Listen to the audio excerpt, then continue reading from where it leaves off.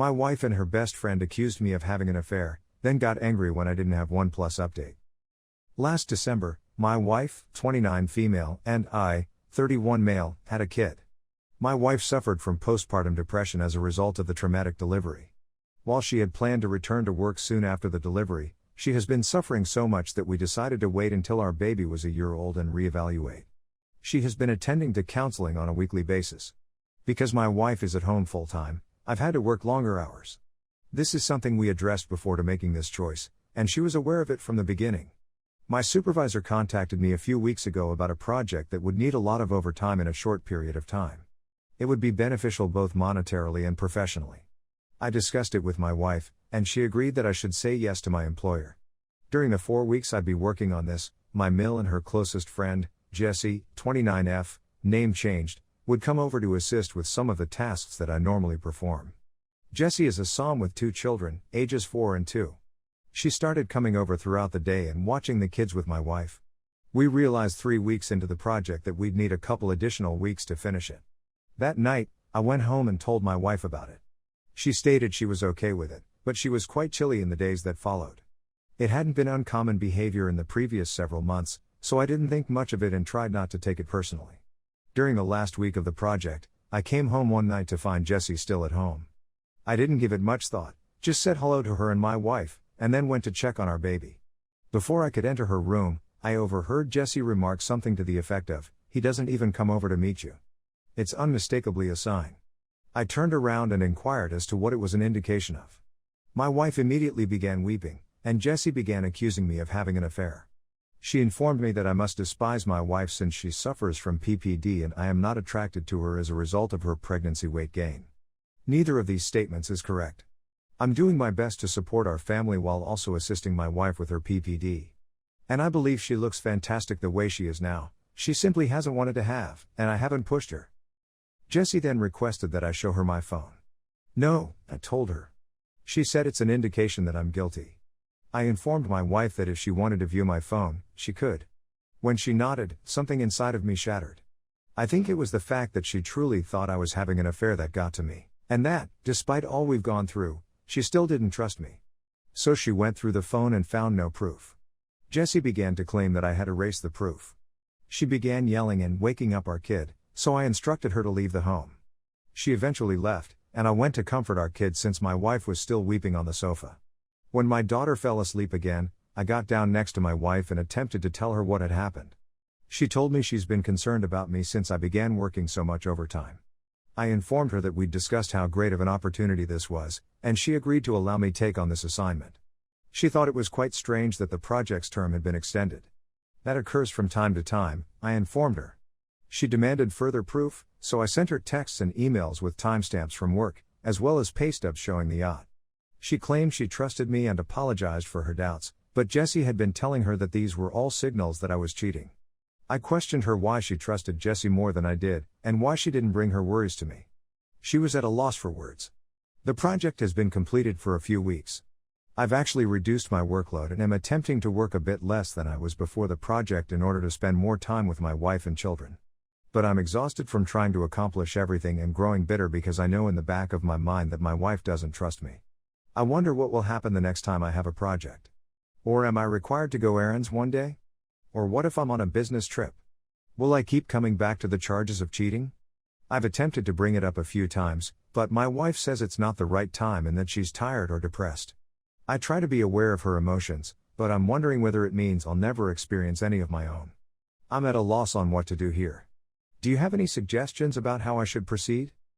Update 1. I believe many of you have pointed out what should have been obvious. I need to see a therapist and start taking care of my own mental health.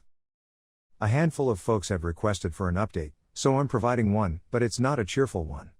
That night, I addressed my wife and informed her that I was going to seek the services of a therapist. I made no reference to her claims or anything else, I just said that I was having a difficult time and needed treatment. She just shrugged and told me to do whatever I wanted. When I went home from work the next day, our room and my home office had been pulled up. There are things everywhere. Important documents were strewn around. I don't see her, but our kid is weeping in her room. My wife has left her alone, and her mobile phone is turned off. I reach out to my in-laws and a few acquaintances, but no one has seen her. I'm becoming concerned, so I phone my mother to ask if she can babysit while I go search for her. My wife arrives home before my mother. Jessie is driving. Jessie doesn't come in. She hasn't been back since I sent her out for being offended by my actions, but my wife does. She's plainly disturbed, as seen by her weeping. I inquire as to what occurred. At first, I assumed the home had been robbed. She begins yelling at me that I'm disloyal and that the counseling is just a front to meet my mistress. I tried to calm her down and explain her it wasn't true, but she charged at me and struck me. My nose has been broken. She realized what she had done and sat down on the sofa, where she fell unconscious and simply gazed at the wall. I entered my daughter's room and shut the door. I called my mother to inform her what had occurred. She was already on her way, and my mother-in-law to beg her to come over and look after my wife. I prepared a suitcase for my kid and we went when my mother arrived. My wife didn't even raise her head. We left off my baby with my father and then headed to the emergency room for my nose. My mother's new Subaru was covered in blood. My kid and I are staying with my parents for the time being, while my wife is with hers. I'm considering obtaining a restraining order against Jessie. My wife and I are divorcing. I love her, but I won't live with someone who harms me and may harm our kid.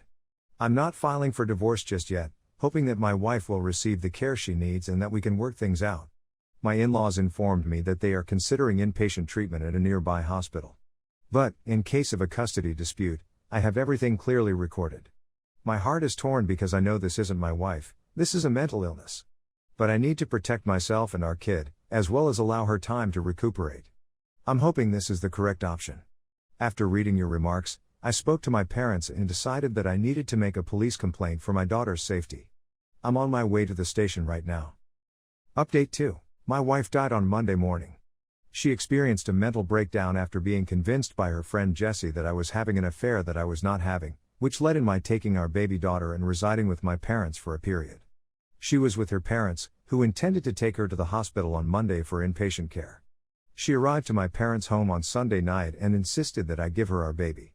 I declined since she had left her alone for many hours the previous time she was in charge of her and had gotten violent with me. I offered to let her come in and spend time with her while my parents and I were present, but she refused and insisted on taking our baby with her. She was unhappy, but she ultimately left. She died a few hours later after crashing her parents' vehicle into a tree. Jessie, a friend, came to visit my kid and myself yesterday. She informed me, through tears, that she was going to speak at my wife's burial. She'd previously approved it with my in-laws, but she was informing me as a courtesy. I informed her that she would not be able to speak at the funeral. We clashed, and she left after telling me that I was a jerk and that I wasn't the only one who loved my wife. I spoke with my in-laws, who are keen that Jessie be given the opportunity to speak. My wife and her have known each other since they were children, and my in-laws are close to her. We're all in a vulnerable state right now, and I'm afraid that pushing this much further may harm my connection with my in-laws, which I don't want. Even still, the prospect of seeing Jessie up there during my wife's burial makes me nauseous. I don't believe I can listen to her knowing she took pleasure in my wife's worsening mental state and picked up my wife, leaving my kid at home alone. That being said, I don't believe I'm making the greatest judgments right now. My thoughts are muddled by sadness, remorse, and dread. My parents are divided on what to do, and I don't have the energy to contact my pals. As a result, I'm returning to seek your help. Thank you very much.